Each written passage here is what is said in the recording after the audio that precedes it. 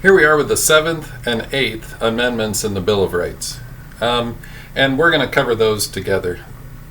7th Amendment says that you have the right to a trial by jury in civil cases. And it's usually above a certain amount. Now in the Constitution it says $20 because our founding fathers didn't understand that our own government would print so much money that it would cause tremendous amounts of inflation. So currently the same equivalent amount is around $5,000 today. So what you have in our system is below $5,000. You'd have what's called a small claims court. Normally you'd go there and say, hey, Judge Judy or whoever's running it, this person's dog attacked my cat, and they hash it out right there. You could, if it's over a certain amount, and usually around $5,000 these days, you could have the right to a trial by jury, and then you wouldn't have to go before Judge Judy. So if it's a small claims court, normally it's just one judge so that they can quickly do the cases and speed things up. So that's one of the things you want to think about here. We are not following the Constitution because in there it says anything over $20, but we're way far away from filing cases. I think it costs $80 or $90 just to go to small claims court. There'd be no point in suing someone over $20. So usually it's $5,000 and under right in there. After that, it kicks up to a higher court. But you can request a higher court if you want, even for the smaller amount. It will just take a much longer time. Right? So our founding fathers didn't want individual judges deciding things sometimes. They wanted a jury, a trial by your peers. They didn't want power concentrated in the hands of one. All right, which brings up something you need to understand. There is a difference between criminal law-breaking and civil problems. So you need to understand that if you violate a criminal law, you are breaking a state and federal law. So there's some law that says you cannot go 80 miles an hour in a 55 zone. You are speeding, all right? That would be a criminal law that you are breaking. The state has put up those speed zones and said this can be the speed you go and no faster. If you break it, then you will get, a ticket or some jail time because that's the state law. What if you're speeding and you're doing 80 in a 55 zone and you run into someone else and you destroy their car? Well, now you have done some civil damage. You have caused damages by your speeding. So you will get a ticket or jail time from the state, and then the other person you hit will sue you for the damages you caused, and they will sue you in civil court. So this is not double jeopardy. You're being tried in two different courts. You're not being tried for the same offense twice. What's happening is one court case is about you causing damages, that's the civil law. The other one is about a violation of the state law, and that's a criminal act. So most cases where damages result, you're actually going to have to go through two trials. Okay? So think about that next time you're speeding. It isn't just that you're violating the criminal law and you could go to jail. You can also have to forfeit a whole bunch of money because of any damages you cause, and that's a civil trial. The difference is that in a criminal case, you have to be proven guilty beyond a reasonable doubt. And most people would think of that as like 90-some%. Whereas in civil court, you only have to be proven guilty 51%. Is it just more than likely that you caused the damages, therefore you're guilty, and you could forfeit a whole bunch of money. So this curious case is O.J. Simpson. That was an interesting one. O.J. was accused of killing his ex-wife and her new husband.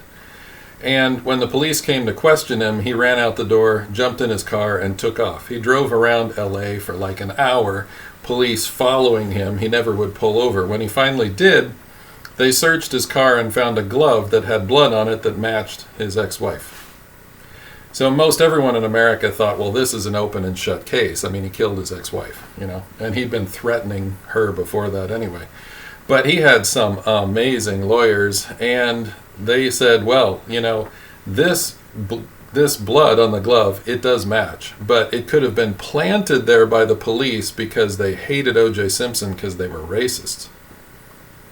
And so the jury went with it. They said, okay, he is not guilty. He tried to get the glove on his hand, and they said, put it on, and he's like, I can't get it on. It's not my glove. It's not my glove. I can't get it on. And they wanted to come over and pull it on, and he's like, no, I can't get it on. And, and anyway, it was quite, I think it was even turned into a mini series for TV or something like that. It was really quite the drama. So he was not convicted of a criminal act. He was found not guilty of killing his ex-wife. He was later sued by the parents of his ex-wife in civil court, and there he was found guilty. Okay? So he was to do no jail time, way out there. He was to do no jail time because he was found not guilty in a criminal court. But because he was found guilty in civil court of causing damages, that meant that he had to lose a lot of money. So he lost most of his money. I think he had to sell his Heisman Trophy online. He auctioned it off for like $300,000. So this is a curious case in that he's found not guilty in criminal court, but he's found guilty in civil court. All right? And so that's the best known example that I can think of where this kind of thing happened. And hopefully it'll explain it. Most of the time, if you're found guilty here, you're just automatically guilty there. So that's an interesting one where it didn't necessarily work that way. O.J. Simpson eventually went to the home of the guy in Las Vegas who bought his Heisman and broke in to re-steal his Heisman Trophy back, and was then caught by police and then put in jail for that. So that was a different case, not connected with the whole murder accusation. Okay? All right. So hopefully you understand a little better about criminal cases versus civil cases and the difference there. Which moves us down to the Eighth Amendment, which simply says no cruel or unusual punishments. Now, it seems very simple and it seems very straightforward. The problem is it's also very subjective. What is cruel and what is unusual? Okay? Because you got to remember, when they wrote this, people were being, punished for things like theft. They would cut off your hand in some countries. You'd be put on the rack and stretched until your bones separated. I mean, it was some pretty horrific things, Drawing and quartering people, ripping their limbs off. I mean, sorry to describe it, but that's what they were writing about when they came up with no cruel or unusual punishments. All right?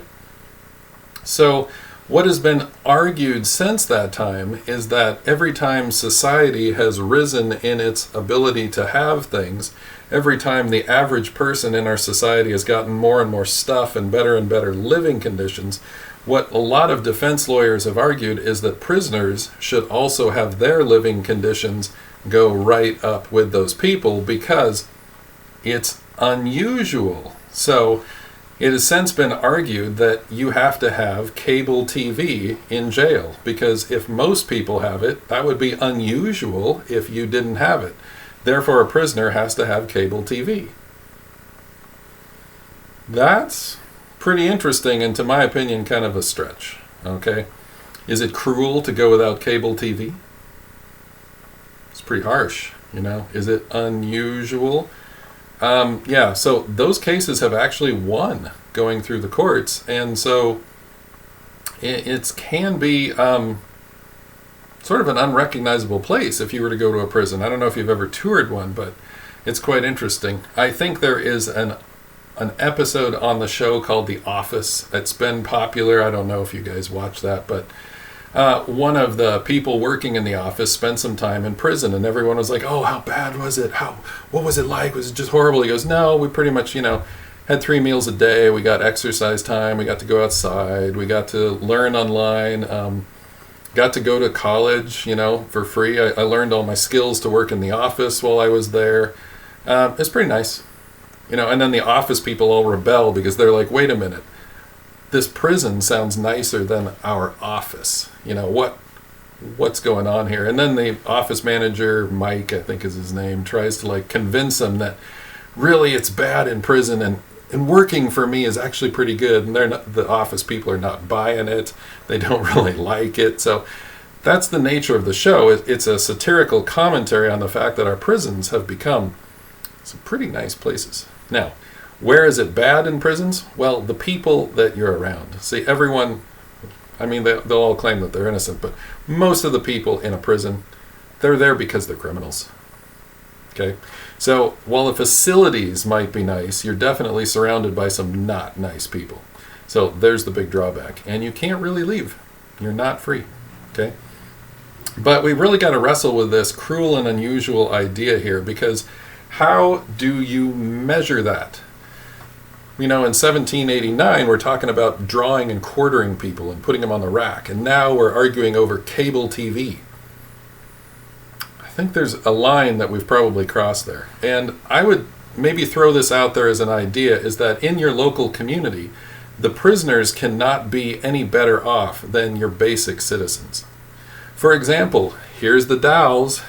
If your high school does not have air conditioning, why does your prison? You need to think about that.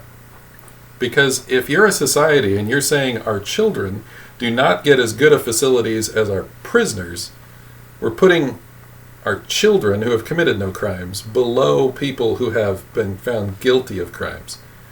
So, shouldn't those be reversed?